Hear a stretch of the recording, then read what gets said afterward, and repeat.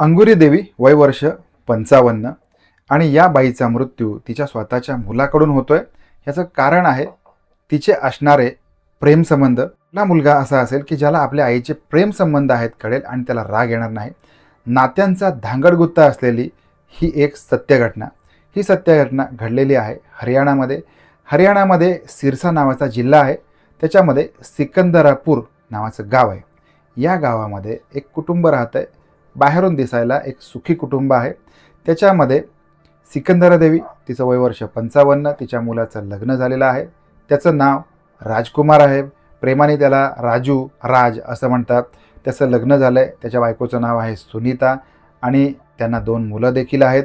याचा अर्थ अंगुरी देवीला 55 वर्षाच्या बाईला स्वतःचा मुलगा, आपली नातवंड, आपलं सून या सगळ्या गोष्टी आहेत. तरी देखील ही बाई एका व्यक्तीच्या अनेक वर्षांपासून प्रेमामध्ये आहे.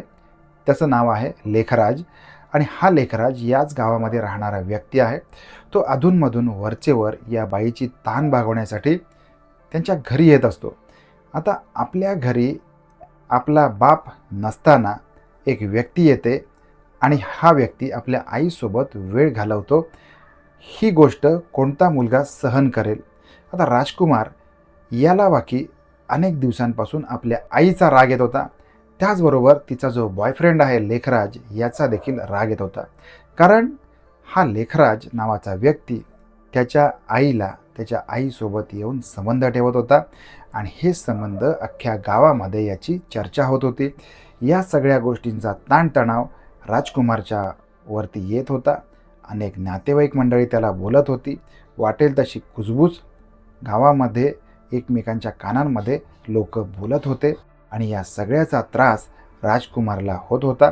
त्याने अनेक वेळेला आपल्या आईला समजवण्याचा प्रयत्न केला की आई, तुझं वय वर्ष 55 आहे, तुझ्या मुलाचं लग्न झालं आहे, तुला नातवंड आहेत, आमच्या तोंडावरती लोक थुक्या टाकतात.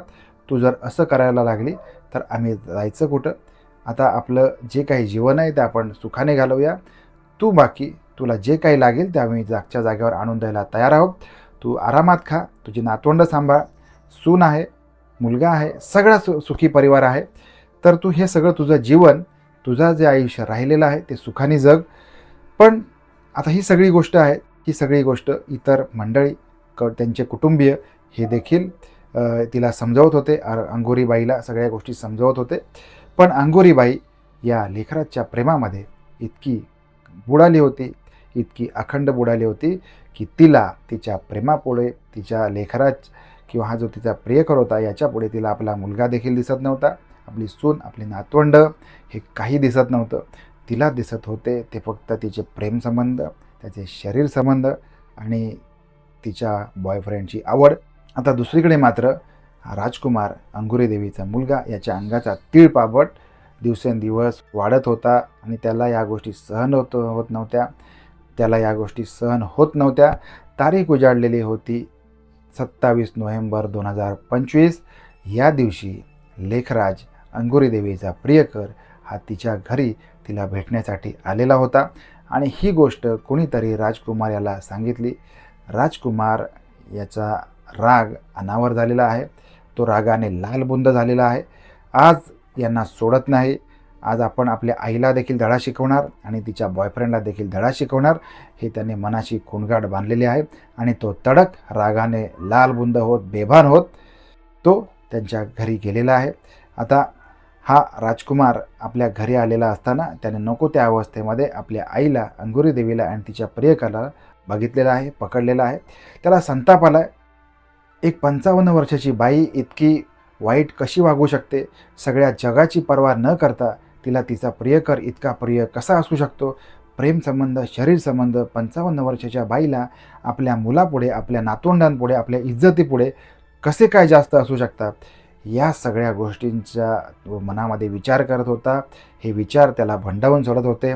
त्याने जवळ पडलेली एक ओढणी आपल्या हातामध्ये घेतलेली आहे आणि आपल्या आईच्या गळ्याभोवती त्याने फास ओढलेला होता.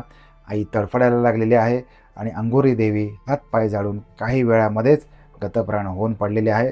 आता दुसऱ्या बाजूला त्याने लेखराजला देखील पकडलं आहे आणि त्याच्या गळ्याभोवती देखील ओढणीने फास आवळला आहे.